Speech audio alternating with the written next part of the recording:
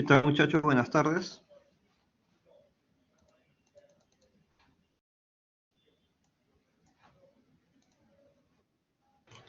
Buenas tardes, profe. ¿Qué tal? Un gusto, muchachos, tenerlos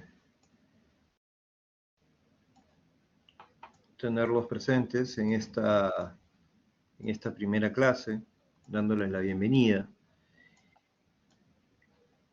¿Okay? Bien, chicos, bueno, ya agradezco haber elegido este curso como uno de los que pertenecen a la carrera y que es de suma importancia, pues, ¿no? Como la formación de profesional que a ustedes les interesa, ¿no? Bien, muchachos, el curso de mecatrónica natural será dada, ¿no?, por mi persona. Yo soy el profesor Julio Ronceros. Bueno, vamos a ver este curso durante las 16 semanas del presente ciclo, en el horario de los jueves, desde las 5 de la tarde hasta las 9 de la noche. Bien, vamos primero a presentar cómo es lo que, o cuál es la estructura, cuáles son los temas que va a abordar el curso, y también ver cómo vamos a desempeñarnos en lo que concierne a las evaluaciones, ¿no? También conocer cuál es el peso de cada evaluación y las semanas en las que se va a llevar a cabo tales evaluaciones. Bien, entonces, ¿no?, sin más preámbulos, vamos a ver qué es lo que corresponde a la unidad 1. En la unidad 1 vamos a ver el siguiente temario, que corresponde pues a principios termodinámicos, primera ley. Vamos a ver lo que corresponde a sustancia pura, análisis energético en volúmenes de control, y también ver aplicaciones tanto en régimen estacionario como en régimen transitorio, y será abordado esto desde las semanas 1 hasta la semana 5. ¿Bien?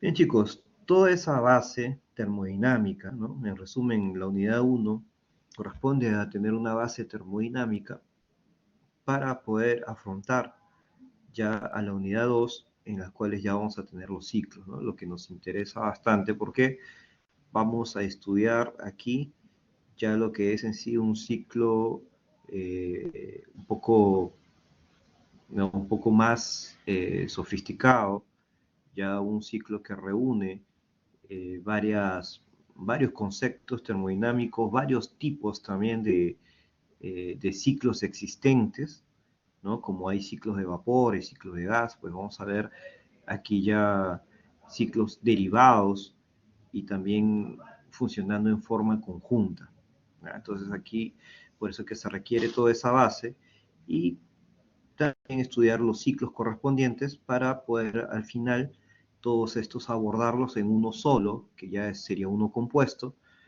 y aquí llegar a lo que corresponde al diseño de una planta termoeléctrica, ¿no? Y lógicamente que aquí tiene que ver mucho el gas natural, ¿no? El gas natural como principal en el consumo, y en el consumo por estas plantas termoeléctricas. ¿Bien? Bien, muchachos. De ciclos termodinámicos se verá en la semana 6 a la semana 9. Luego tenemos la unidad 3, que corresponde a combustión, y es donde tendremos que ver diferentes tipos de combustibles funcionando con proporciones adecuadas de aire para que se lleve a cabo una combustión, las cuales al momento de trabajar con la cantidad de aire necesaria es lo que va a dar una eficiencia en la combustión. Bien, y entonces aquí prácticamente trabajaremos tanto los combustibles tradicionales como también eh, el trabajo correspondiente con el gas natural. ¿Ok? Y aquí enfatizando que es la parte más importante del ciclo termoeléctrico que van a ver ustedes, porque aquí nosotros vamos a ver que esta cámara de combustión donde se va a llevar a cabo estas reacciones es la que va a dar origen pues a las altas temperaturas que van a impulsar a la turbina de gas y por correspondiente todo va a depender de ello, ¿no? Incluso ya se verá más adelante que esta turbina de gas es la que va a estar, digamos, siendo la parte motora de otro ciclo más que acompañará, que será un ciclo de vapor. ¿Ok? En síntesis, estaría hablando yo de un ciclo combinado. ¿Ok? Donde el ciclo de gas, que es uno de los componentes del ciclo combinado, está muy influenciado, o mejor dicho, altamente influenciado por el desempeño de la cámara de combustión. ¿Okay? Entonces, todo eso se verá en la unidad 3, que corresponde a las 10 y 11. Y bueno, luego tendremos ya lo que serían las aplicaciones del gas natural. Eh, esto se refiere a lo que es el análisis situacional, propiedades físicas, tipos de gas natural, exploración, explotación, aplicaciones de gas natural, y que esto se complementará para eh, poder finalizar el trabajo, ¿no? Presentar el trabajo, el cual pues corresponde al diseño y ajustado con parámetros eh, relacionados al gas natural, ¿no? Como son el flujo másico, la cantidad de gas natural que se utilizará para una planta que sea tan eficiente, que genere tanta potencia y que a la vez pues el consumo sea eh, lo más, digamos, lo más económico, ¿no? Entonces que no genere tantos gastos a la vez, ¿no? Entonces eso es lo que tenemos que ver.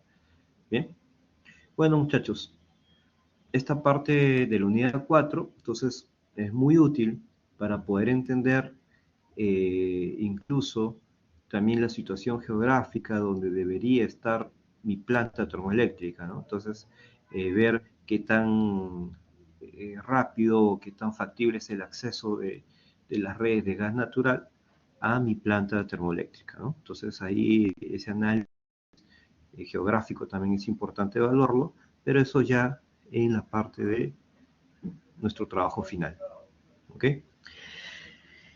Y esto ya sería desde la semana 12 hasta la semana. Muy bien. Les interesa también mucho a ustedes tener en el momento de ser evaluados, pues aquí les voy adelantando que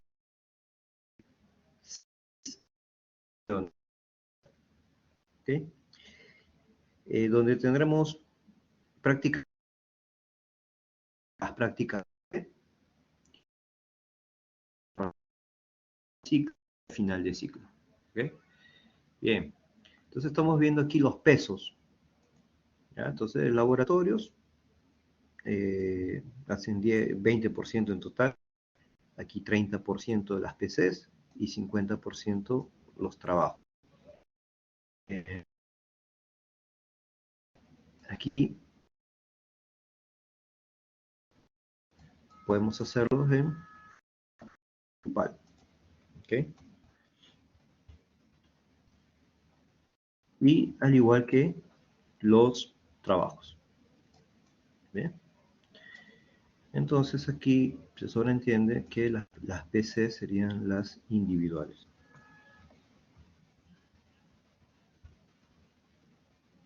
¿Sí? Sería de...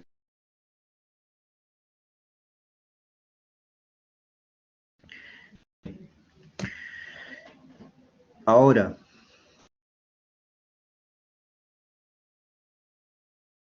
como final, está aquí hay que tener una consideración. Está bien, grupal, pero hay un 50%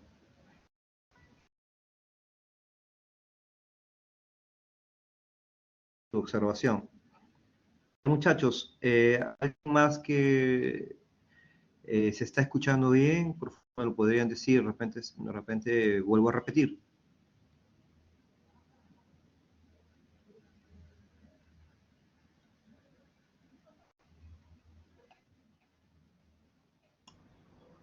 Profe, se está Bueno, debe ser entrecortando. porque estoy en la, Sí.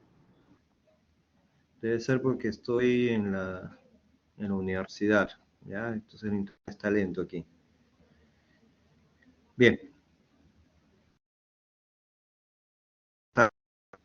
de hablar más fuerte, no ocurra esto. Bien, entonces les quería explicar sobre los trabajos aquí. Bien cierto, es grupal. Sin embargo, la nota, esta nota, será 50% el documento, que viene a ser pues la parte del informe, ¿no? Entonces, mejor coloco aquí 50% el informe, 50% informe,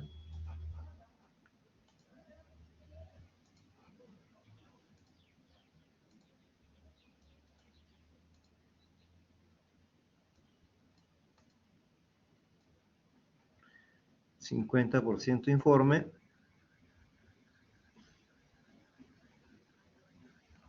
y 50%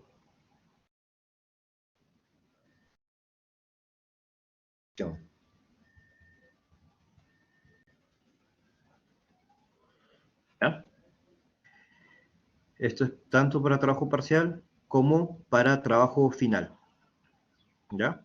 El informe es una nota que simplemente corresponde ya al grupo, por igual, ¿no? Entonces aquí todos se tienen que esforzar para que este trabajo quede lo mejor posible, porque esta va a ser la nota para el grupo. Mientras que la exposición, ya aquí cada uno, y se podría decir que es una manera individual, ¿no? De poder obtener su nota, ¿ok? ¿Sí? Se dio lo que corresponde a la nota de trabajo.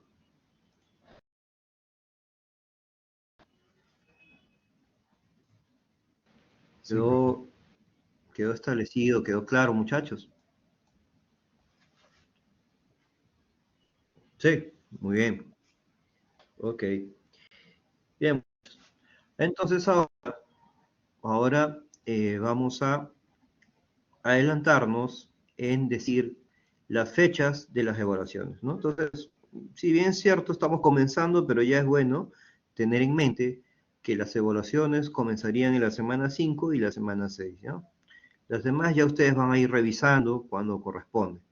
Pero bueno, en la semana 5, laboratorio 1 y la semana 6, inmediatamente la PC1.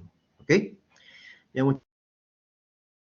entonces, el examen más cercano o los exámenes más cercanos. Bien, bien chicos, entonces, ¿alguna pregunta hasta aquí sobre las evaluaciones?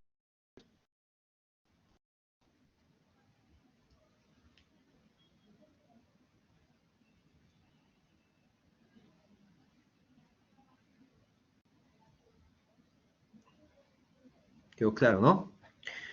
Bien, muchachos. Entonces, ahora sí, voy a pedir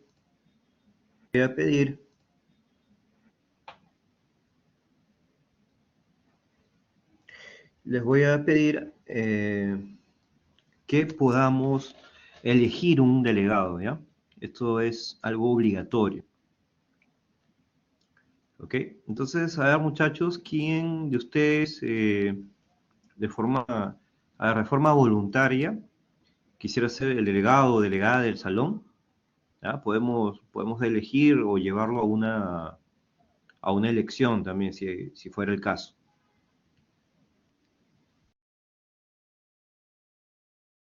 Céspedes. ¿Alguien más?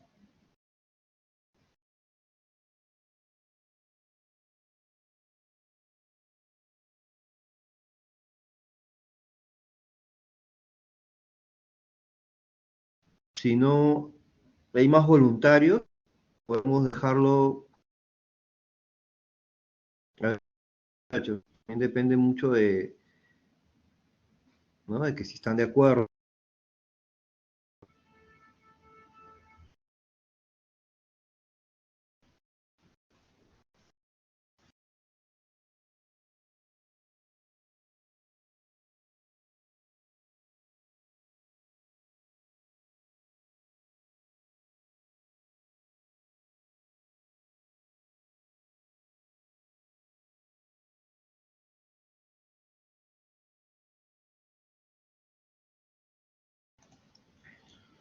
A ver, muchachos, disculpen, se cortó de nuevo. Ah, ah, Céspedes, de forma se ofreció a ser delegado.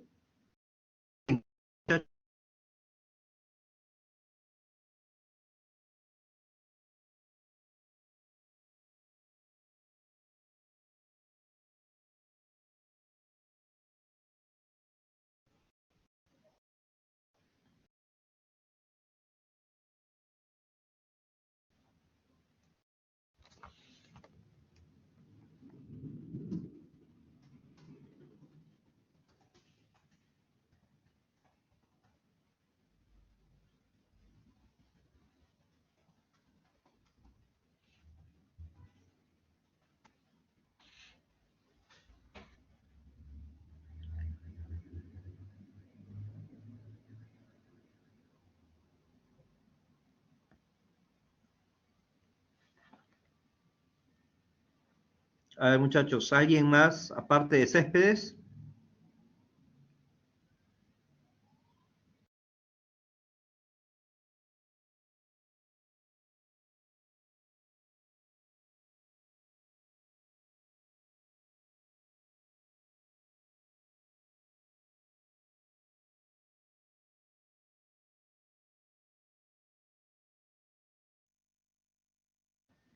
Ok, muchachos, entonces denme un minuto para poder registrar a Céspedes como el delegado. ¿Ok?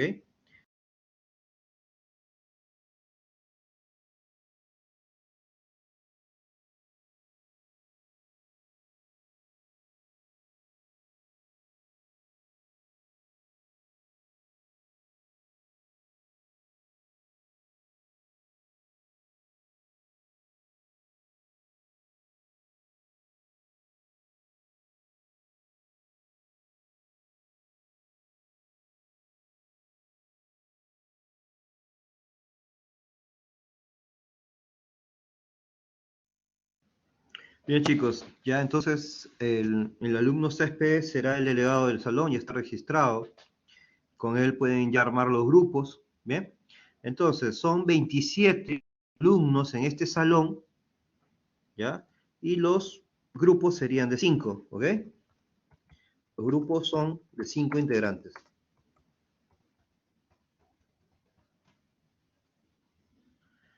¿Ya?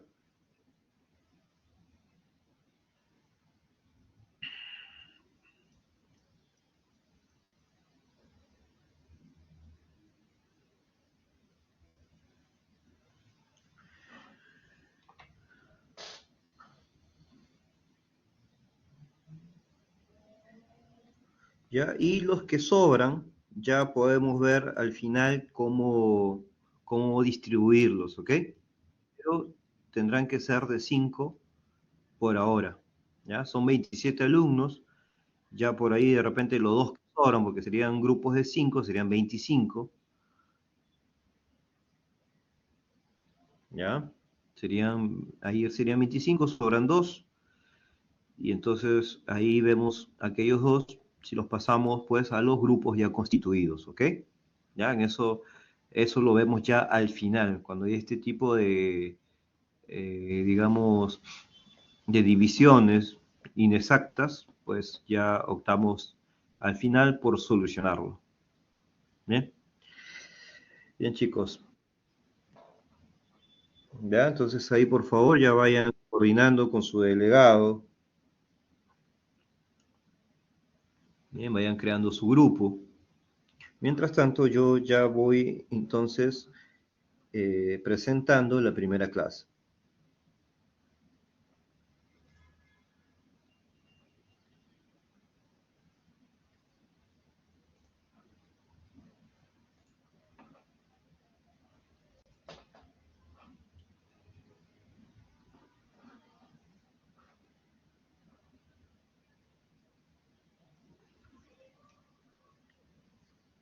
Bien, entonces vamos a clase.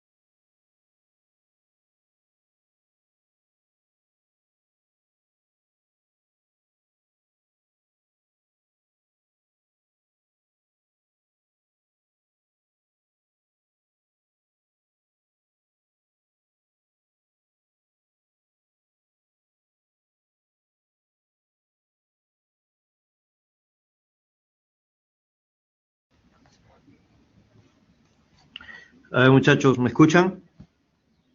Tengo problemas con la conexión. Sí, ahora sí se le escucha, profe. Bien. Sí, pasaron varios minutos con este problema. Bien, chicos, entonces aprovechemos para eh, proseguir. Bien. Entonces, vamos a hablar brevemente del gas natural. ¿Ya? Entonces, tal como los demás tipos de combustibles, tales como el petróleo, por ejemplo, ¿no? Son prácticamente producto de un proceso, ¿no? Que ha llevado a cabo muchos millones de años. ¿Okay? Y estos, pues simplemente son producto de los restos fósiles, ¿no? De animales, plantas, los cuales ya habiéndose formado, como le dije, millones de años, ya dieron, se transformaron en una fuente de energía. ¿Bien?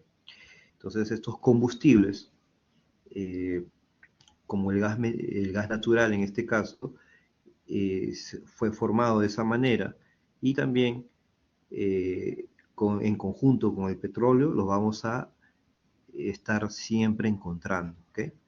Entonces, en los yacimientos que nosotros encontremos de petróleo, simplemente va a estar acompañado del gas natural. ¿Bien? Entonces, también, si ustedes ya tienen conocimiento, ¿no? Ya habrán escuchado del gas natural, sobre todo tuvo su apogeo y bueno, y aún es una fuente principal de energía en nuestro país con la llegada del gas de camisea. ¿Bien? Entonces, ese gas de camisea tuvo antecesores, ¿ya? Antecesores hablando en lo que se refiere a yacimientos. Muy bien, entonces ya habían otras localizaciones, como por ejemplo en la costa norte o en la selva, Ucayali, donde se descubrió gas natural. Pero esto ya, digamos, años atrás, a cuando se descubrió Camisea. ¿Bien? Y Camisea, pues, fue más actual que los que les estoy mencionando, también fue importante por el tamaño, ¿okay? Por el tamaño de los yacimientos, los cuales todavía siguen funcionando. ¿Okay? ¿Bien? Y el gas natural, pues, en nuestro país, ya a partir de Camisea, fue, digamos, un boom, porque aquí comenzaron a producirse más oportunidades de trabajo, debido a que pues comenzó la electrificación masiva en nuestro país, comenzó esa industrialización, el gas natural también tuvo, eh, digamos, gran demanda desde que se promocionó, ¿bien? Entonces, costos baratos para aquellos que querían, digamos, empresarios que querían dedicarse a la producción de electricidad, pues ellos encontraban el gas natural mucho más barato que aquellos que querían o aquellas industrias que querían utilizar el gas natural para, de repente, para secados, ¿no? Por ejemplo, para la industria de cemento, para la industria de mayólicas, ¿no? Etcétera. Pero los que se dedicaban a la parte de electrificación ya encontraban este gas natural mucho más barato y bueno, entonces por ende comenzó pues el boom, ¿no? de estas centrales termoeléctricas, tanto así que hasta pararon las hidroeléctricas, ¿ok? Pararon por un cierto tiempo para que den paso a las centrales termoeléctricas, pero condicionadas a que usen gas natural. ¿Sí? Entonces, por eso es que se menciona aquí que es una de las fuentes de energía principales en nuestro país. ¿Sí, chicos? Chicos, ¿se sigue escuchando entrecortado o mejoró el internet? Ok, muchachos, gracias. Sí, siempre es bueno preguntar porque realmente estoy hablando y se entrecorta y ya no se entiende nada, ¿no? Bien, chicos, entonces prosigo.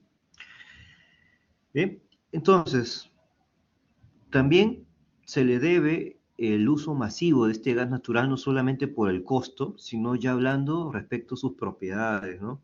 como por ejemplo ser limpio, ¿no? También seguro, menos contaminante, ¿bien? Con los otros combustibles. Y bueno, a raíz de todas estas propiedades del gas natural, fue que se le consideró, y bueno, por muchos también, muchos expertos, ¿no? Como una fuente que está como transición hasta que lleguen, digamos, a implantarse las fuentes de energía renovables, ¿no? Que ustedes están viendo que cada vez se están ganando un espacio aquí en Perú, ¿no? Por ejemplo, en este caso las solares fotovoltaicas, las eólicas, ¿no? Que están avanzando aquí en nuestro país. Sin embargo, el gas natural todavía sigue acompañándonos, ¿no? Por un periodo más de tiempo. Bien. Entonces, va a llegar un momento que se va a implantar, pues, lo que corresponde a energías renovables, pues ya en un gran porcentaje, ¿no? Entonces, si el gas natural ahí tendrá un papel, ¿no? También, digamos, importante porque es menos contaminante, ¿no? Que los otros como el combustible, en este caso el diésel u otros derivados, ¿no? Bien, muchachos. Entonces hasta se podría decir que el diésel es 16 veces más contaminante que el gas natural, ¿no? Entonces desde ahí podemos nosotros deducir, ¿no? Es una medida por factores, lógicamente, donde podemos decir que si tenemos como referencia el gas natural factor 1, pues el diésel estaría con un factor 16, ¿no? Entonces estamos hablando de 16 veces, ¿ok? Bien, entonces, y luego aquí tenemos un gráfico, ¿no? Donde les había ya comentado de que el gas natural está acompañado, ¿no? Con el petróleo. Y esto lo encontramos en formaciones rocosas impermeables, ¿no? Esto quiere decir que estas rocosas impermeables prácticamente no deja pasar ningún tipo de fluido, ¿no? O filtración, ¿no? Eso simplemente es impermeable, ¿ok? Bien, muchachos. Ahora hablemos del tipo de energía, ¿no? Tanto por su origen, ¿no? O tanto como en la central que se utiliza. Entonces esto de aquí tiene un mapa de entendimiento, ¿no? Que debería ser explicado correctamente. Pero bien, ¿para qué llegamos a esto? Para simplemente entender qué es lo que vamos a hacer en este curso. ¿Bien? Entonces aquí ustedes, vamos de frente al gráfico, ¿ya? Ustedes van a entender aquí, en esta columna, que nosotros podemos clasificar las fuentes de energía según su origen, ¿ya? Y justo estamos hablando de las no renovables y las renovables, ¿ok? Entonces, las no renovables, que son las clásicas, como el carbón, los derivados del petróleo, tanto también el uranio, ¿ya? Porque el uranio lo encontramos en yacimientos, por lo tanto, de estas minas extraemos cada vez y también pues es una fuente agotable, ¿ok? Por eso está dentro de las no renovables. Y lógicamente el gas natural como un agente no contaminante eh, con respecto a los combustibles relacionados con él, ¿no? Bueno, me refiero a los que se componen de carbono, ¿bien? Y las renovables, que son las que cada vez están implantándose en nuestro país, ¿no? Que son más limpias. Y bueno, hay una de ellas que es muy antigua, que es la hidráulica, ¿no? Que siempre la hemos escuchado. Incluso nuestro país empezó electrificándose con este tipo de energía que es la hidráulica, ¿no?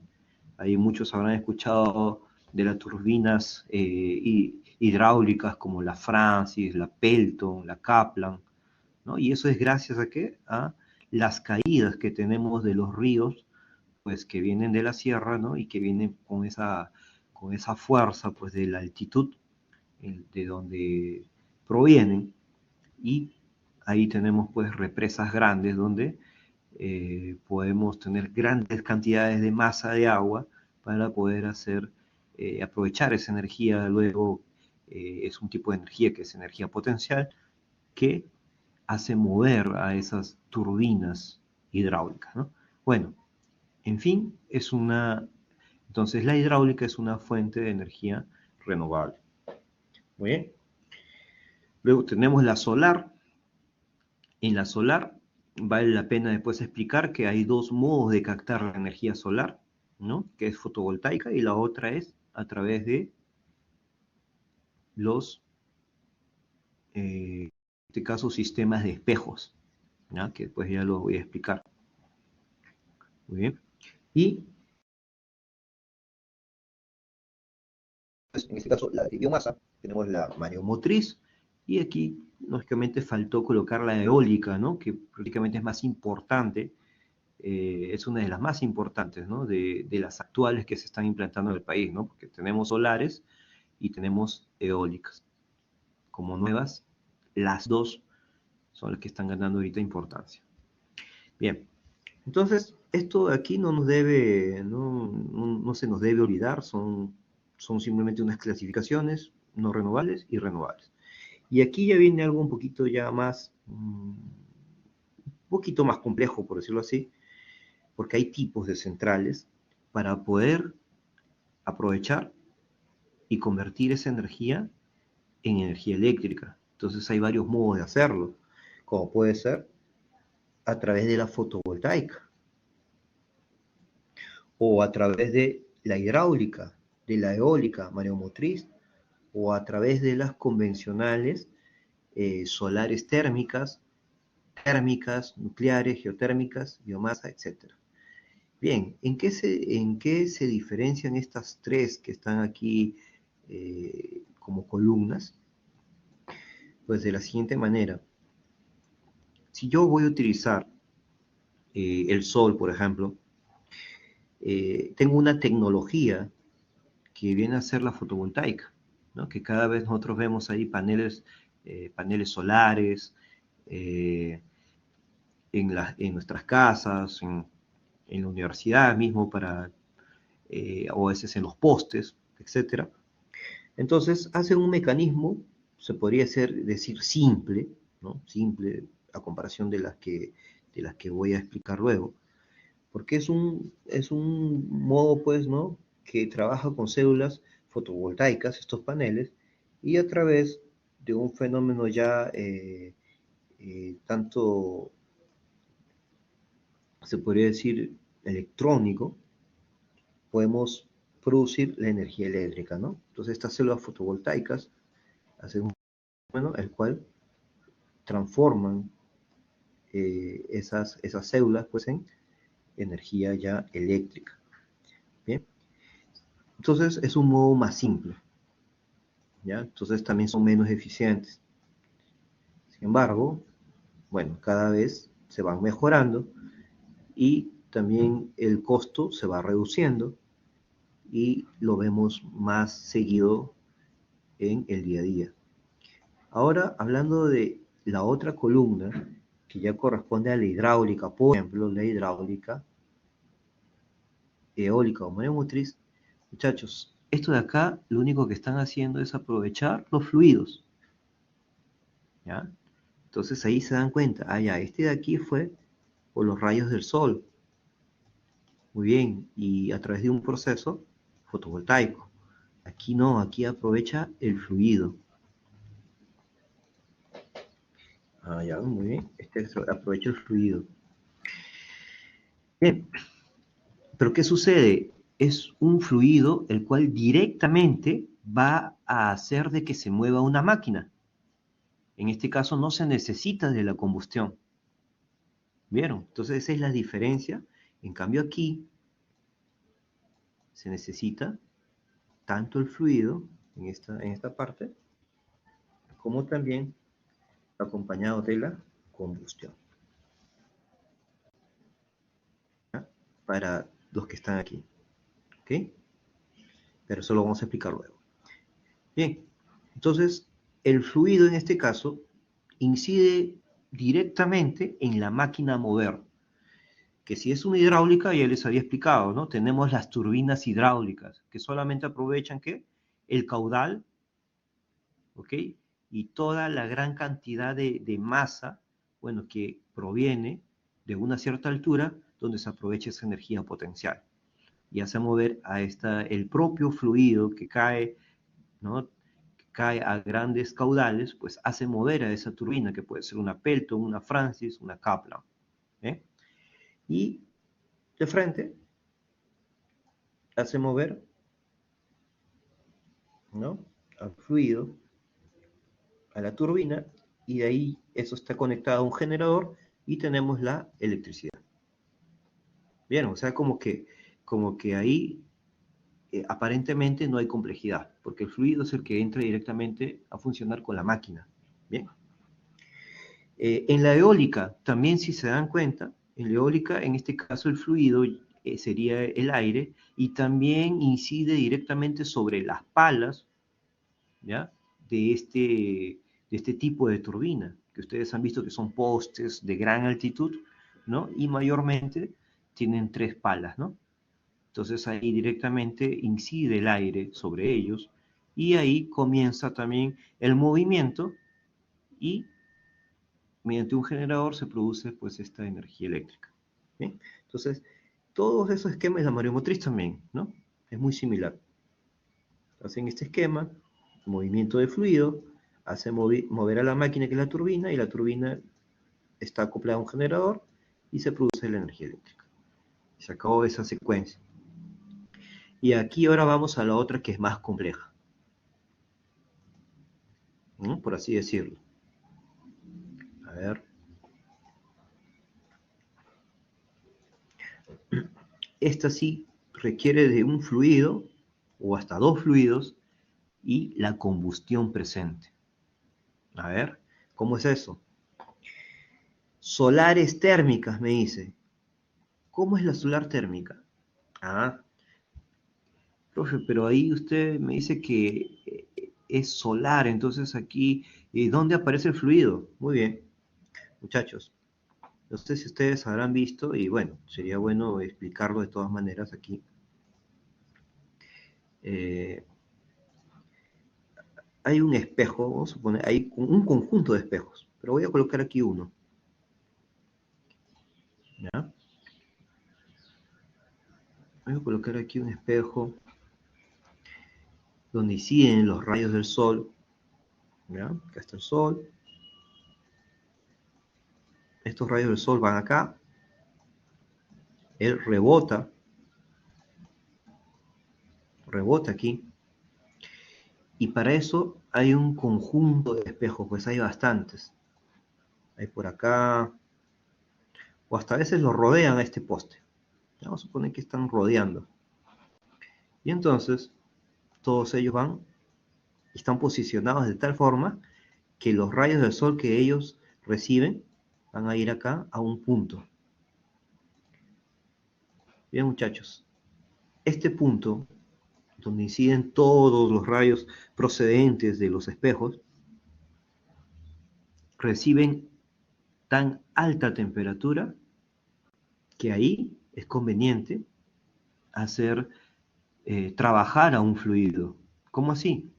Que si yo estoy trabajando, por ejemplo, con el agua, si yo tengo ductos pasando por esa zona caliente, esta zona de acá, si tengo ductos por ahí que pasan, pues fácilmente puedo cambiar la fase de un líquido, ¿no?, a una fase de vapor.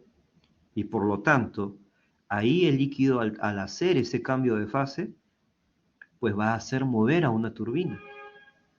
¿Bien? Entonces ahí es donde está presente este tipo de, eh, pues, de energía solar, ¿no? Bien, solar térmica, ¿ok? Bien, chicos, entonces ahí está esa combinación, ¿no? Bien, y esto, como estarán viendo, no tiene nada que ver con la fotovoltaica, ¿no? ¿Vieron? Entonces la solar no solamente se aprovecha para la fotovoltaica, sino también para este tipo de sistemas. Bien. Bien. Ahora, si nos quedó claro eso, ahora vamos térmica, y yo creo que por aquí podríamos por el momento quedarnos, ya que es nuestro interés, ¿ya? Térmicas. Aquí en térmicas ya estoy hablando ya no del sol como una fuente de energía, sino que ahora voy a hablar aquí como fuente de energía la combustión de un cierto, combustible más aire. ¿Mm? Ya. ¿Y cómo son las térmicas? Pues las térmicas pueden ser alimentadas con petróleo, con gas natural, etcétera. Cualquier tipo de combustible. ¿Ya? ¿Y cómo trabajan? Pues también trabajan con un fluido que va a hacer mover a una turbina. Entonces, será el siguiente esquema. Si yo tengo aquí, suponer una cámara de combustión, el cual yo estoy inyectando aquí combustible, también estoy inyectando aquí aire, ¿no? Hay una proporción adecuada para eso que lo vamos a ver luego. ¿Qué resulta? Resulta una mezcla que se llama productos a altas temperaturas. Entonces, esto de aquí se transforma en gases, ¿no? ¿Y qué hacen esos gases? Van a ir a una turbina por acá, y comienza el movimiento, y acá está el generador, ¿no? Comienza el movimiento rotacional y se acopla un generador para producir la electricidad. Entonces, estos aires calientes o gases calientes, productos de esa combustión, son los que hacen mover a esa turbina de gas. ¿Muy bien? Pero ahí no queda todo. Si yo quiero aumentar la eficiencia, por ahí acoplo un ciclo de, un ciclo de vapor, que aprovechando los gases calientes, un ciclo de vapor, que aprovechando los gases calientes a la que se encuentra pues ese ciclo de gas, pues entonces si yo estoy trabajando con agua, también voy a poder transformarlo en vapor, y aquí voy a poder mover otra turbina, pero ya se llama turbina de vapor, mientras esta de aquí es una turbina de gas. ¿Ok? Y así hay un ciclo en el cual hay componentes, lógicamente, hay componentes aquí ingenieriles, que luego ya se podrá explicar cuando estemos hablando en sí del curso, ¿no? Bien. Entonces, ya habiendo explicado esto de aquí, nuestro curso va a ser así. Va a aprovechar un combustible que se considera como no renovable, que en este caso es el gas natural, y que va a trabajar con una de las centrales del tipo térmico. ¿Bien? Los cuales, con calor, como ya les había comentado, y los gases de combustión emitidos, van a hacer mover tanto a una turbina con vapor de agua, como también a una turbina de gas, y el cual se va a ir a acoplar con un generador, el cual ya produciría la energía eléctrica. Y la secuencia que viene después, ya ustedes saben, ¿no? Es transformadores, el transporte mediante líneas de alta tensión, otro transformador para poder bajar, ¿no? Poder bajar el voltaje, y finalmente a los consumidores. ¿Bien? Entonces, como se darán cuenta, todo este enfoque es más largo. Todo este enfoque de aquí es muy largo, más largo que los enfoques tanto de aquí o como los enfoques que se explicaron también aquí, ¿no? Entonces, como verán, es un poco ya más complejo y se puede decir que un poco más general, ¿no? Bien, chicos. No sé si hay alguna duda, ¿se entendió esto?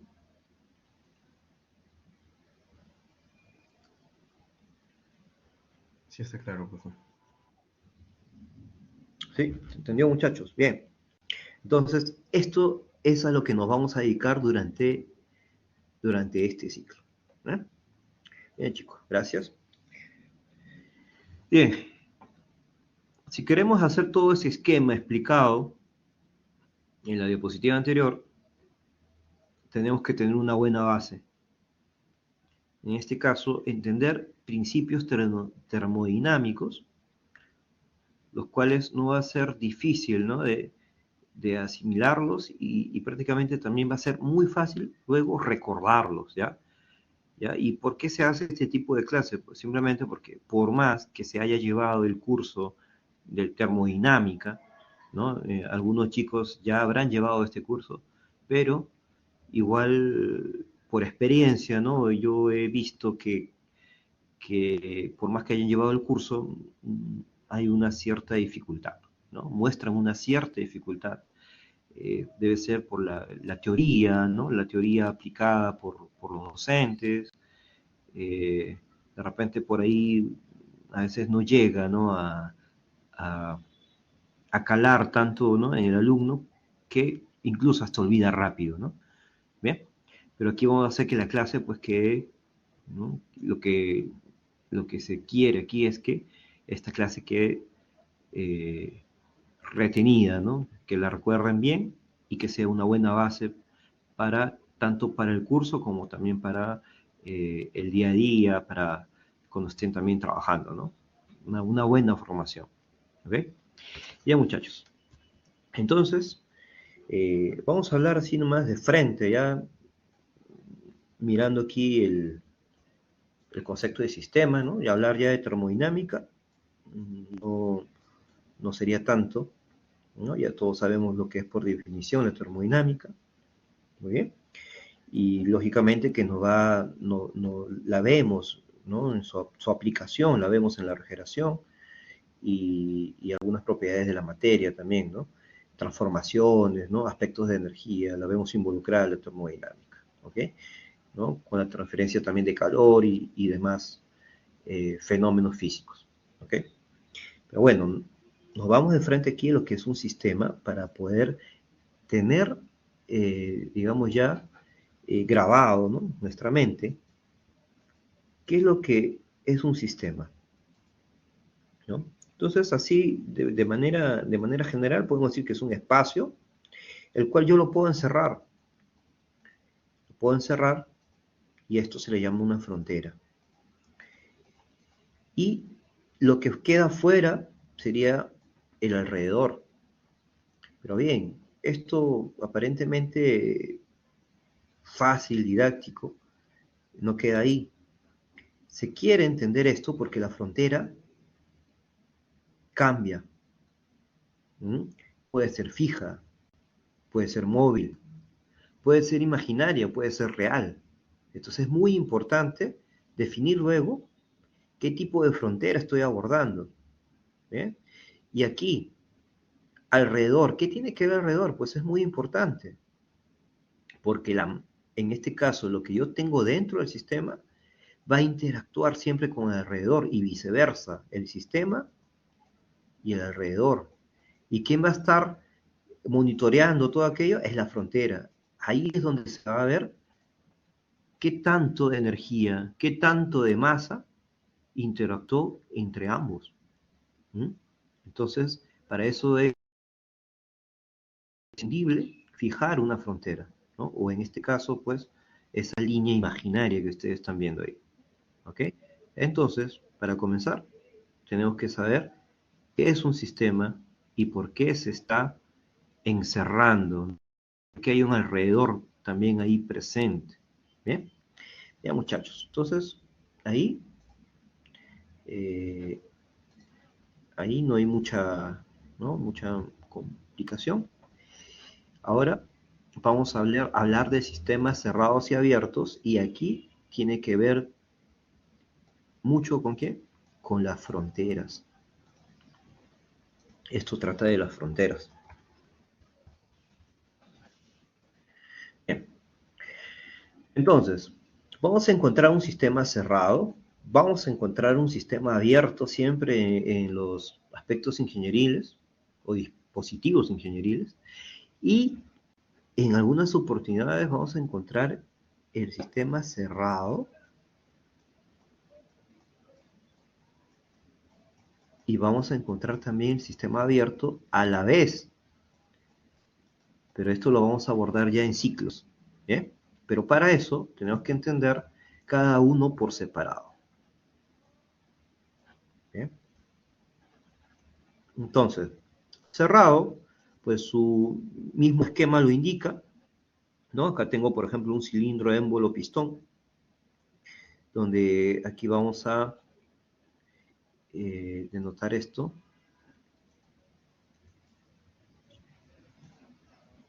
Voy a colocar acá, ¿no? Ya, con eso vamos a entender mejor.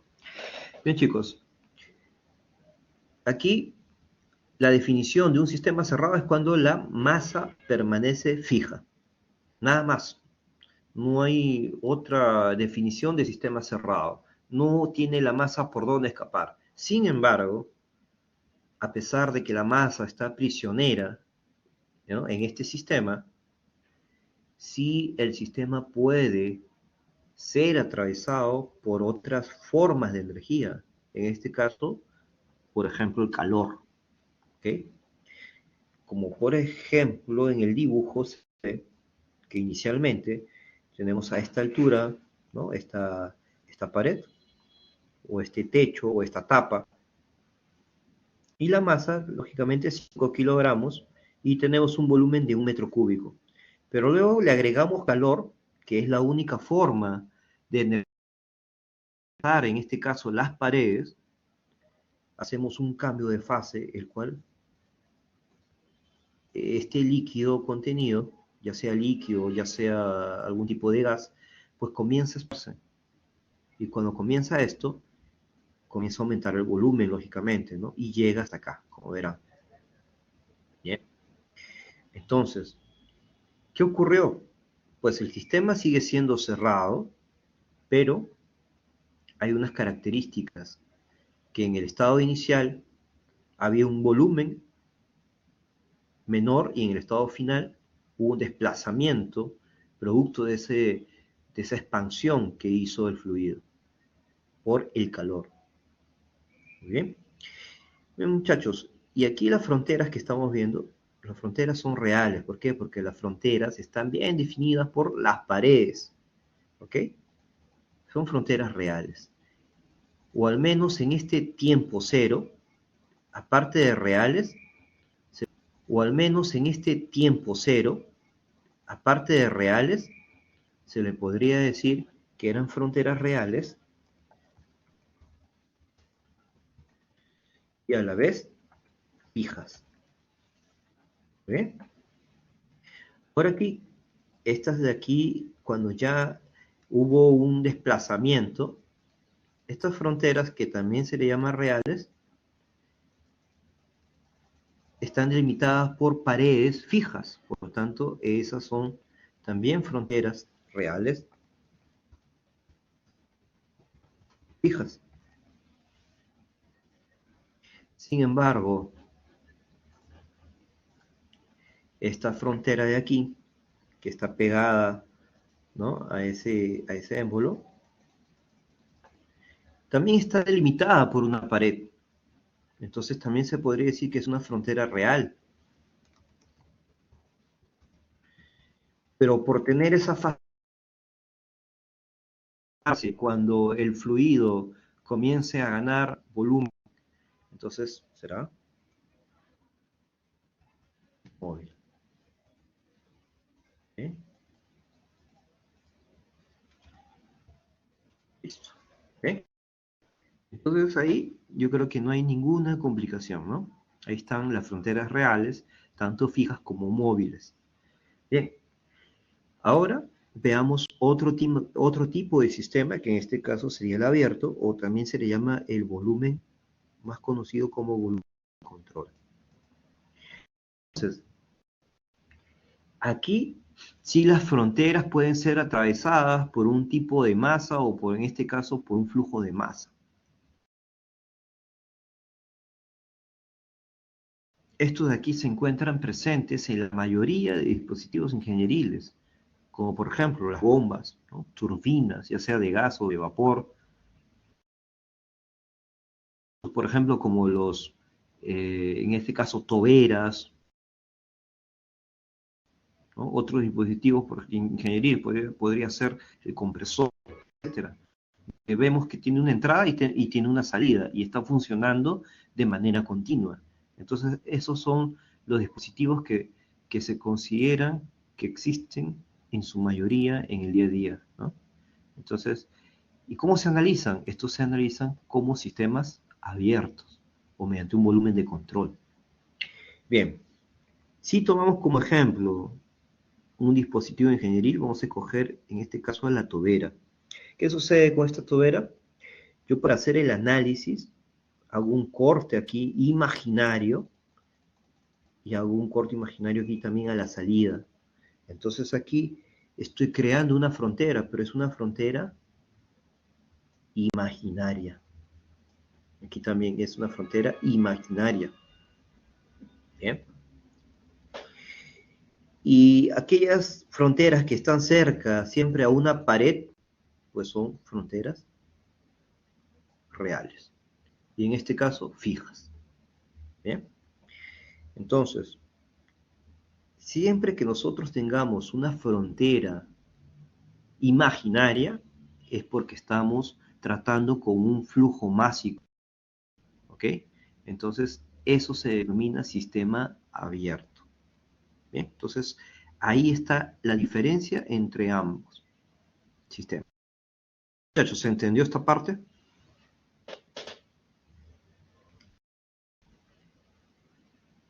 ¿Está claro ahí? Sí, profe. Sí. Bien.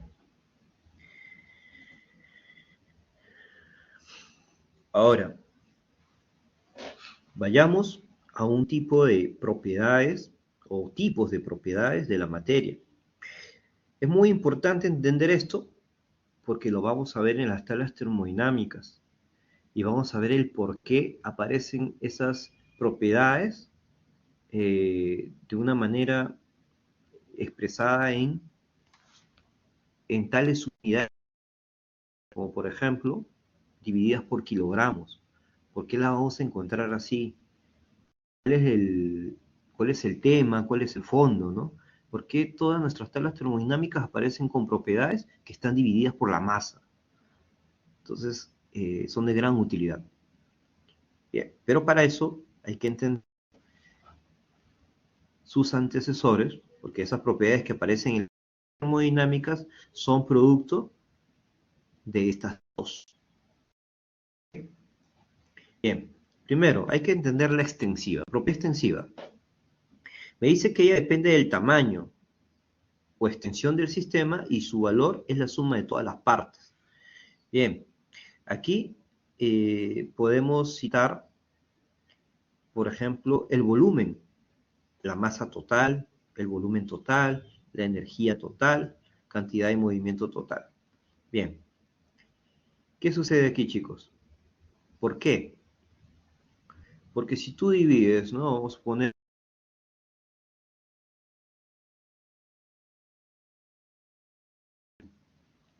no sé, una fruta, ¿no? Tú la partes en dos o la partes en tres, tú la puedes volver a juntar, ¿no?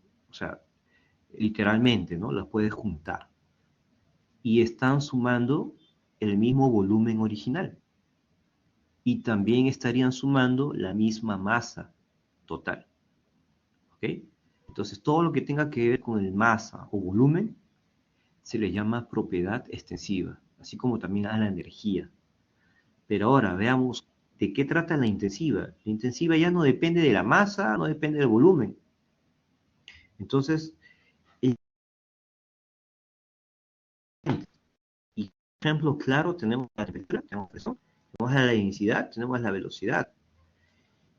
Y cómo entenderlas mejor a ambos tipos de propiedades es con este esquema fácil que les vengo a mostrar. Tengo aquí, por ejemplo, un cubo, ¿ya? Tengo un cubo, el cual tiene una cierta masa, tiene un cierto volumen, tiene una cierta temperatura, tiene una cierta presión, tiene una densidad. Vamos a hablar de un fluido, ¿ya? Todas esas ¿no? Ese fluido está ocupando tanto de masa, tanto de volumen, está a una cierta temperatura, está a una cierta presión, tiene una cierta densidad.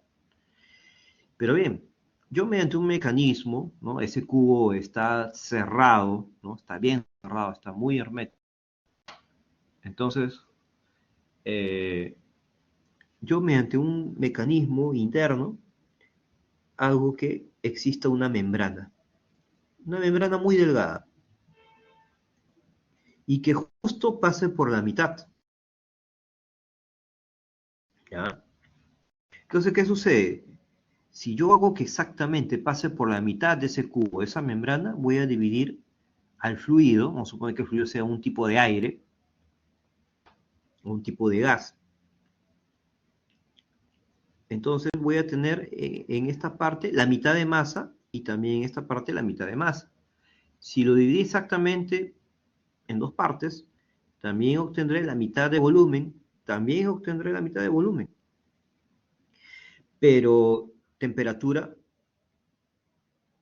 no, que si eso está a 35 grados, va a tener 17,5 un lado y 17,5 el otro lado.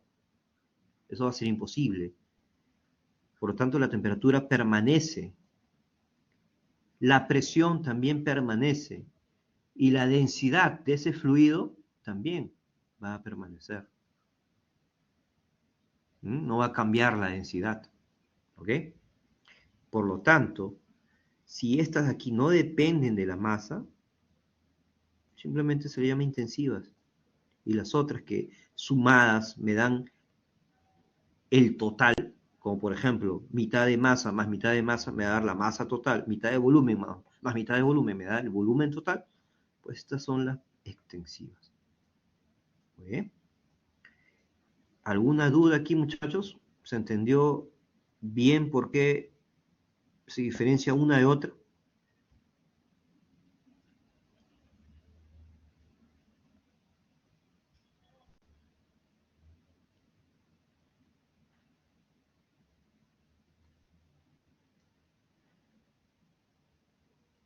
¿Está bien, muchachos? Sí, profe. Sí, sí, se entendió. Bien. Ahora viene aquí esta nota, ¿no? Aquí ha sido... gracias, chicos. Gracias por la confirmación. Ahora, muchachos, si yo tomo una propiedad extensiva y yo la divido por la masa, pasa a llamarse propiedad específica y a la vez pertenece a las intensivas. Miren lo que ocurrió.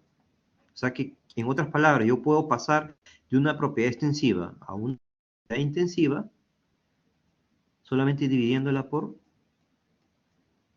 la masa, o sea, por kilogramos, ¿no? Y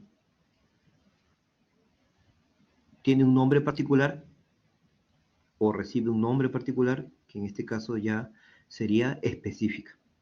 Muy bien. Y unos ejemplos de ellos, por ejemplo, el volumen específico. Tengo una extensiva que es el volumen, pero ya dividido entre masa, ya hace que genere una nueva propiedad que se llama el volumen específico. ¿Y esto viene a ser qué? Una intensiva. O tenemos la energía específica, que viene a ser producto de la energía total entre la masa. ¿Ok? Entonces, eso es lo que ustedes van a encontrar en ¿dónde? En las tablas termodinámicas. Entonces, por algo estaba, muchachos, en las tablas termodinámicas. ¿Ya? Por ejemplo, ahí que van a encontrar la energía interna específica, la entalpía específica, van a encontrar, ¿qué más? El volumen específico, etcétera. Bien. ¿Se entendió, muchachos, hasta aquí? Bien. Bien, chicos. Entonces, ahora pasemos a hablar de frente. Voy a pasar a estados en equilibrio y a procesos. Bien, chicos. Si nosotros vemos o queremos saber cuándo ocurre un equilibrio térmico, eso viene a ser una idealización. ¿Por qué? Porque si nosotros vemos la manera real, nosotros vamos a saber que una partícula, por ejemplo, vamos a poner que aquí está encerrado un gas, cada partícula tiene una cierta temperatura, ¿ya? Por ejemplo, una partícula 20, otra 33, otra 22, 36, 40, etcétera. Pero ¿cómo lo vemos de la manera ingenieril, desde el punto de vista ingenieril? Nosotros lo vemos como que de la manera ingenieril, desde el punto de vista ingenieril, nosotros lo vemos como que esto tiene una media y para nosotros este cuerpo tiene 30 grados centígrados.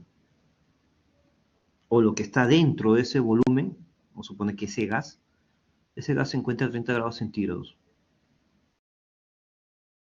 Es una manera rápida de simplificar y eso es desde un punto de vista ingenieril, ¿no? De repente llego a esta conclusión porque he tomado una media, qué sé yo. ¿Bien? Entonces, cuando nosotros hacemos esto, para decir que este estado está en equilibrio, nos va a facilitar la vida cuando nosotros hablemos ya de procesos. ¿Por qué? Porque en un proceso yo voy a comparar un estado inicial con un estado final y para mí me conviene que este estado inicial ya esté definido por una media, como así también ese estado final también esté definido por otra media. ¿Bien? Porque yo no voy a ponerme a medir cada partícula a qué temperatura está. ¿Sí? ¿Bien? Entonces, cuando yo hablo de proceso, voy a decir que eso es el cambio de un estado de equilibrio a otro. ¿Bien? Como por ejemplo, si tengo un estado inicial donde yo tengo un émbolo pistón, ¿no? O en este caso es un sistema cerrado, entonces, ¿qué pasa? Si yo tengo un volumen que es de 1 metro cúbico y está a 20 grados centígrados, agrego calor, pues aquí habrá ahora un aumento de volumen, 1.5 metros cúbicos, y la temperatura habrá aumentado a 30 grados centígrados. Entonces yo estoy aquí relacionando un estado inicial con un estado final, y para eso aquí hubo un proceso. Y ojo, no solamente se trata de comparar un estado inicial con un estado final, también puede haber aquí un estado intermedio, o pueden haber dos estados intermedios, ¿no? Entonces ya eso depende de cómo sea en este caso, mi estudio o mi enfoque, porque de repente mi enfoque puede ser el estudio de un ciclo, y ahí sí tengo que estar viendo cada estado, ¿ya? Hasta puedo tener 9, 12, 14 estados. ¿Mm? Entonces, pero para eso, cada estado tengo que ver a qué temperatura media, a qué presión media se encuentra, ¿no? Y así poder relacionarlos y cuando relacione todos esos estados, yo voy a decir que he hecho un proceso. ¿Eh? Bueno.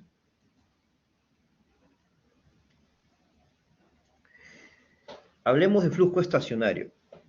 También voy a explicar esto rápidamente mediante un esquema, mediante un dibujo.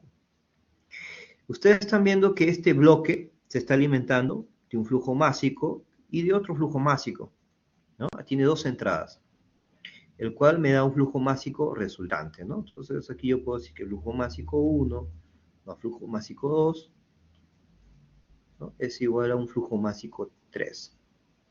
¿Ok? Listo. Bien. Ya. ¿Y esto qué cosa es? Estos son fronteras. Para hacer mi análisis, yo estoy tomando o estoy haciendo un volumen de control. Entonces, esto es un sistema también abierto. Bien. Y a la vez, estas son qué cosa? Fronteras imaginarias, ¿no? Son fronteras imaginarias. Por una frontera imaginaria siempre estará pasando un flujo másico. Bien. Pero en sí, ¿por qué estacionario? Porque yo, cuando haga este análisis y descubra que la masa en ese instante constante y que no va a cambiar aunque pase 1 hora, 3 horas, o yo defina ese tiempo como infinito, pues la masa no va a permanecer igual, o sea, no va a cambiar. Es una masa constante. ¿Y por qué se da eso? Porque yo estoy considerando que este flujo másico que está entrando y este flujo másico también entrante, pues están llegando a la misma cantidad en cualquier instante del tiempo. Por lo tanto, si yo quiero recoger una muestra acá, vamos a suponer que yo recoja una muestra, pues voy a capturar una cierta masa. Y si después de cierto tiempo quiero capturar otra muestra más, voy a encontrar la misma cantidad de masa. ¿Por qué? Porque es lógico, porque está siendo este espacio alimentado por un ratio de masa constante, tanto aquí como aquí. Y lo que se expulsa, pues también lo sería. ¿Muy bien? Entonces, si la masa encontrada aquí en este volumen es constante, pues la energía también lo será. Y eso se le llama proceso de flujo estacionario, ¿no? Y de repente por ahí me preguntarán, profe, ¿cuándo es que no será estacionario? Bueno, eso se le llama no estacionario. Y les puedo dar un ejemplo rápido. A ver, vamos a poner un ejemplo rápido. Miren, sin hacer mucha física, mucha ecuación ni nada, podemos hacer un ejemplo así simple.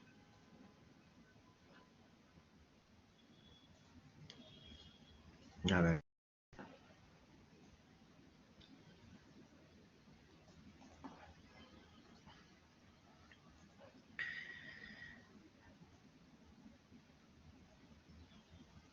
¿Ya?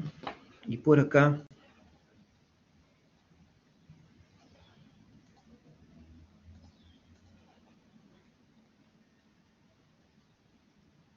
¿ya?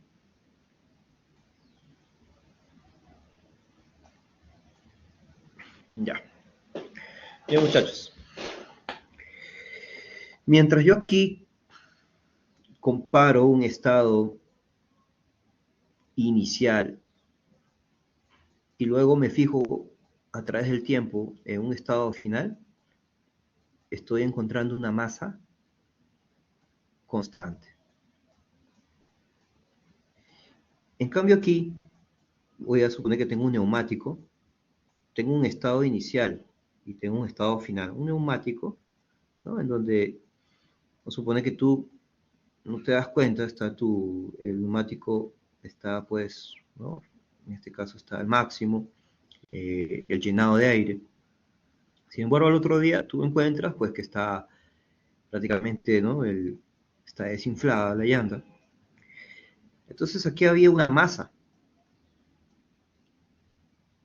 Al otro día tú no te has dado cuenta, ¿no? Hubo un agujero por ahí y la masa que tú encuentras ya no es la misma, ¿no? Es lógico, ¿no? Entonces la masa 1 no es igual que la masa 2, ¿sí? ¿No? Eso por lógica. Entonces, a esto ya se le llamaría no estacionario, ¿no? Entonces con eso tú deduces estacionario, ¿no? Entonces con eso tú deduces, profe, entonces quiere decir que para decir no para decir estacionario es cuando yo encuentre, por lo tanto, la masa constante en todo instante de tiempo. ¿Sí? Esa es la explicación más lógica y más fácil, ¿no? De asimilarla en lugar de muchas misiones, ¿no? ¿Bien? ¿Se entendió, muchachos, entonces lo que es un proceso de flujo estacionario?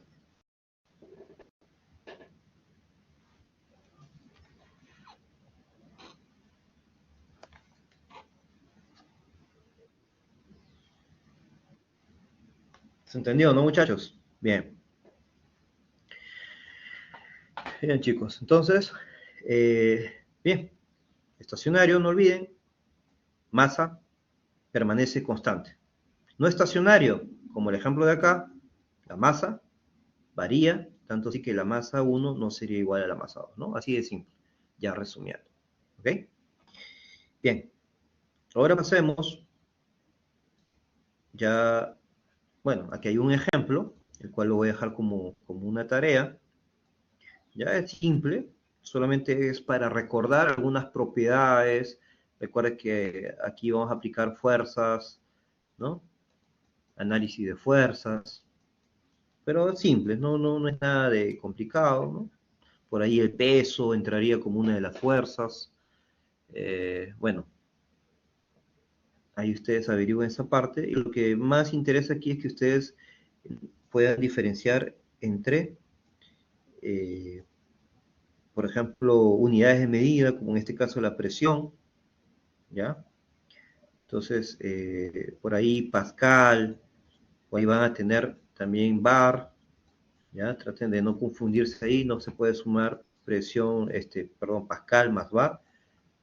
Una vez dejé este ejercicio y por ahí tuvieron una confusión al sumar esto, Pascal y bar, y lógicamente que ahí volaron y por más simple que haya sido el ejercicio, ¿no? Bueno, eso es para recordar. Pero bueno, chicos, aquí pasamos, por lo tanto, a la resolución del, eh, del, de lo que corresponde aquí al material, ¿ya? Ahí en su aula virtual tienen el material, muchachos. Vamos a resolverlo. A ver, voy a subirlo acá.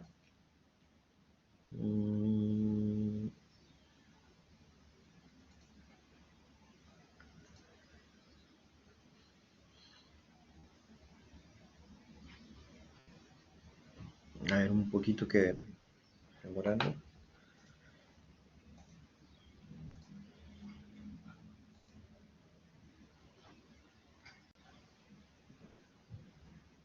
Bien, chicos, vamos a resolver.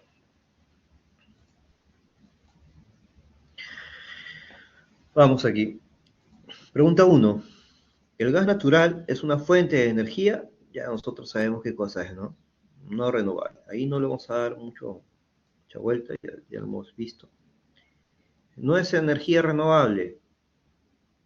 Bueno, la eólica lo es, la solar también, la maremotriz también. La nuclear, ¿verdad?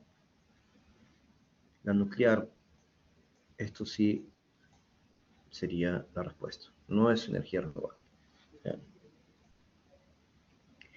La planta de energía solar más grande del país es, a ver cómo se llama. Unos me dijeron por ello Sinermin. Otros el Platanal, pero bueno, el Platanal es una central hidroeléctrica, ¿ya? Entonces, muchachos, la más grande del país es Rubí, ¿ya? Acuérdense de ese nombre, ¿ya? Acuérdense del nombre Rubí, ¿ya? Esta planta genera 440 gigawatts por hora de energía cada año, el equivalente al consumo de más de 350.000 hogares peruanos. Esta energía es entregada al Sistema Eléctrico Interconectado Nacional y está ubicado en el departamento de Moquegua. ¿Ya? Siempre están trabajando con esas zonas del sur para lo que se refiere a la radiación, ¿ya? Solar. ¿Ya? Incluso hay cierto número de, ¿no? de alumnos interesados en esa parte de la energía solar. Y a muchos se ponen ahí a bosquejar, ¿no? Con los mapas, eh, actualizar los mapas, a revisar, ¿no? Investigar esos mapas donde ustedes pueden ver la radiación, ¿no? Entonces ustedes van a ver que en esa zona del sur, Arequipa, Moquegua, ¿no? Entonces está altamente, digamos, influenciada por esta radiación. ¿Bien? Bien, muchachos. Entonces, esta planta Rubí queda en Moquegua. Sigamos.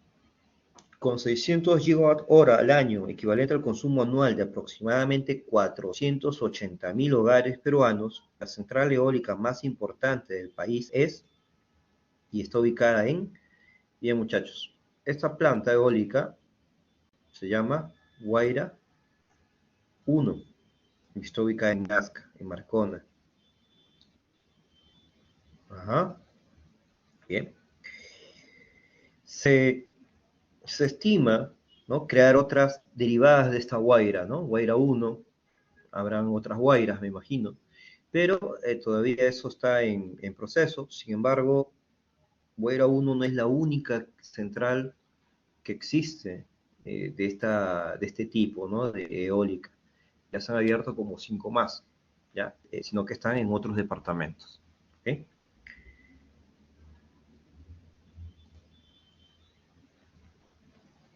Y aquí tenemos la ficha técnica, ¿no?, de esa central. Es de 132.3 megawatts de potencia. La inversión, 165 millones de dólares. Esto fue en el 2018, no ha pasado mucho tiempo. Y son 42 aerogeneradores instalados. ¿Muy bien? Bien, muchachos, entonces está ubicado a 29 kilómetros de la ciudad de Nazca, a 51 kilómetros de San Juan de Marcona, y a 480 kilómetros de la ciudad de Lima, a unos metros de la carretera Panamericana Sur, en el distrito de Marcona, provincia de Nazca, región Ica. Bien. Muchachos, 42 aerogeneradores, turbinas Nordex, ¿no? Sería bueno investigar cómo son esas turbinas Nordex, ¿ya? El perfil, ¿no? Hay unos perfiles ahí para estudiar, ¿no? ¿El perfil de qué? De estas palas, se le llama palas, ¿bien? Ahí está el aerogenerador. Componentes inmediatos en la generación de electricidad que emplean la mayoría de centrales de energía. Bueno, en este caso de frente no hay que dar más vuelta, es turbina y generador, ¿no? Esos son los que están en secuencia. A ver, esta de teoría dice, el trabajo se realiza cuando una fuerza evita que un objeto caiga, una fuerza mueve un objeto, una fuerza se aplica sobre un cuerpo. A ver.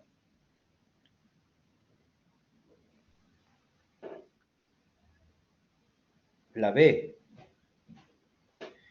Bien, por ahí dijeron la B. ¿Y quién dice la C?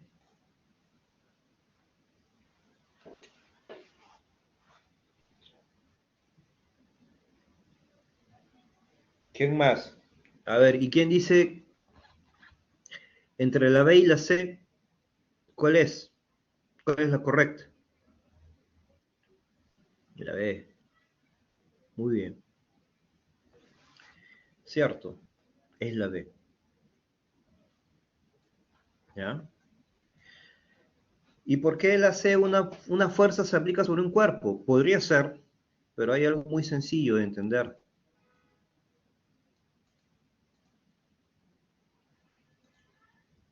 Ustedes saben que el trabajo es igual a fuerza por distancia. Quiere decir que la distancia tiene que existir, ¿cierto? Porque si la distancia es cero,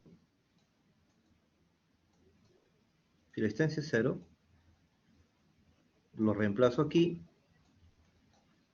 y mi trabajo resulta cero. Entonces,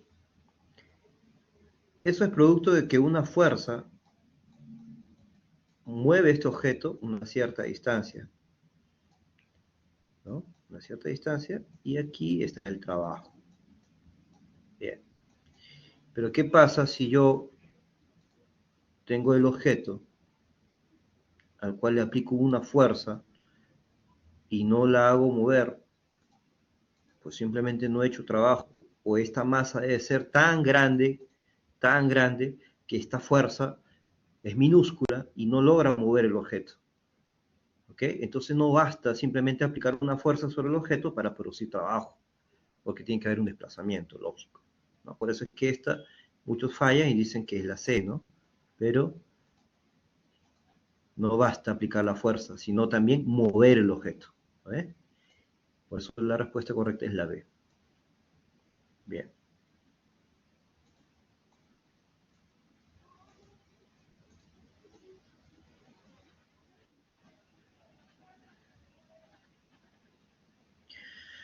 Bien. Ahora sí, vayamos a la 8. Son propiedades intensivas. Son aquellas que no dependen de la masa ni volumen. Entonces aquí aparece volumen descartado. Volumen, masa y energía, estas tres son extensivas, descartado. Energía específica, punto de ebullición y temperatura, sí, estos tres son energías o son propiedades intensivas. Y la energía específica les había dicho que viene a ser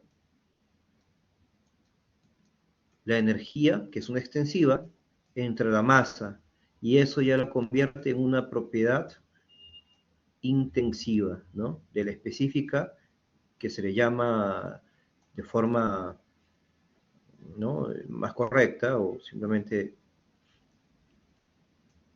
de manera ya particular, ¿no? Es uno de los tipos de propiedades intensivas, pero es a la vez específica. Muy bien. La C. La 9, son propiedades extensivas. Volumen, energía específica. Aquí energía específica está mal. Masa, volumen específico también mal. Energía, masa y volumen. Mal. Masa, volumen específico también mal. Energía, masa y volumen, ¿no? Esa es la respuesta.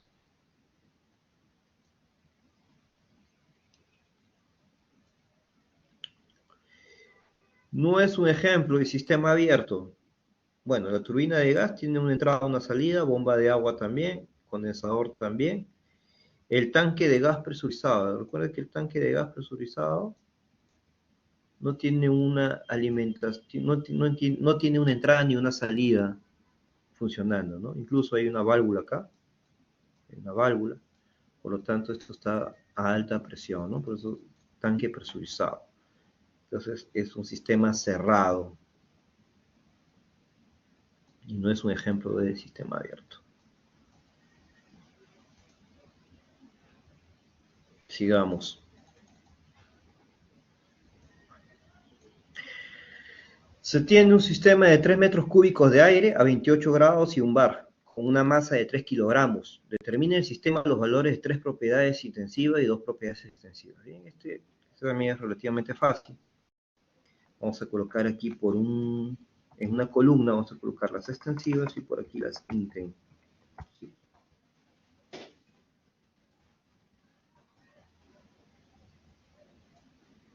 Bien.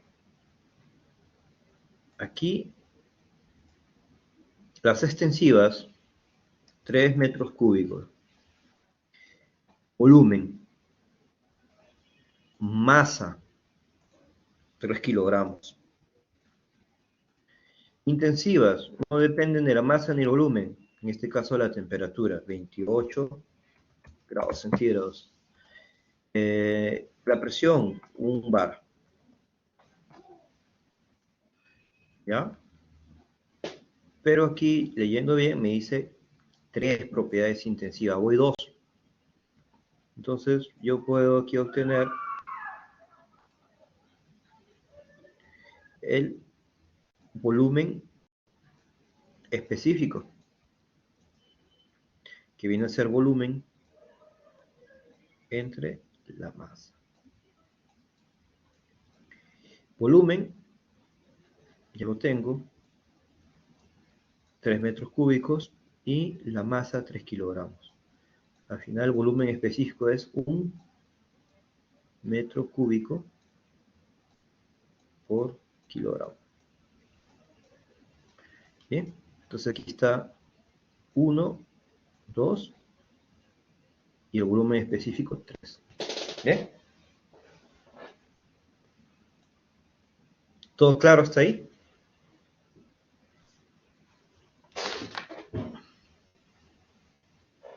¿Entendió? ¿No? Simple, muchachos. Hemos recordado la clase, en otras palabras. ¿Eh? Bien, y este es el mismo ejemplo, o prácticamente con datos cambiados, pero es la misma forma de resolver, ¿no? del émbolo, ¿no? Entonces aquí lo voy a, lo voy a dejar planteado para que ustedes lo resuelvan, ¿ya? Es fácil, pero igual vamos a dejar el planteamiento. A ver. Analizo por acá ese émbolo. Si hay un gas, ese gas está evitando de que este émbolo se venga abajo, ¿no? Entonces hay una fuerza evitando eso, una fuerza interior. A la vez, hay una fuerza del ambiente que también está haciendo equilibrio. Y a la vez, esto tiene un peso, ¿no? En análisis de fuerza, tengo que el que va arriba, que es fuerza interior, es igual a los que se dirigen hacia abajo, que es la fuerza del ambiente, o de la atmósfera, más el peso, que es mg. Bien, ahora, hay algo aquí que es importante. Aquí es igual a fuerza, o que es la presión. La presión es igual a fuerza sobre área. ¿Mm? Fuerza sobre área. Por lo tanto, si yo despejo, digo que la fuerza es igual a la presión por área. Entonces, bajo ese concepto, yo digo que presión interior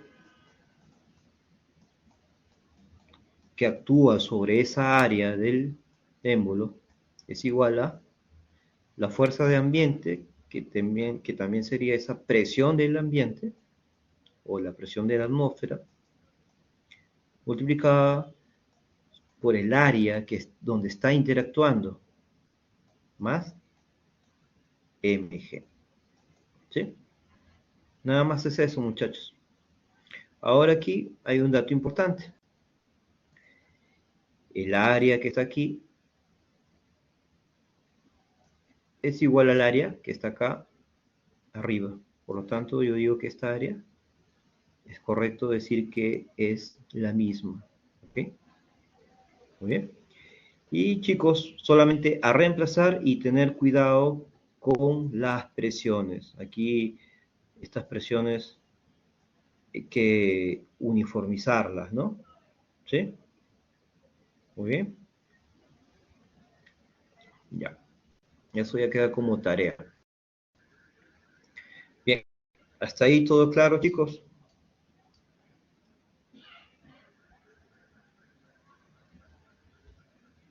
Todo claro, profe. Ok. Gracias, chicos. Entonces, muchachos, vamos a hacer un break, ¿ya? Y nos vemos a las 7, ¿ya? Y en otra sesión que yo voy a crear, ¿ya? Otra sala, ¿ya? Porque cada sala, mejor dicho, cada sesión va a tener su sala, ¿ya?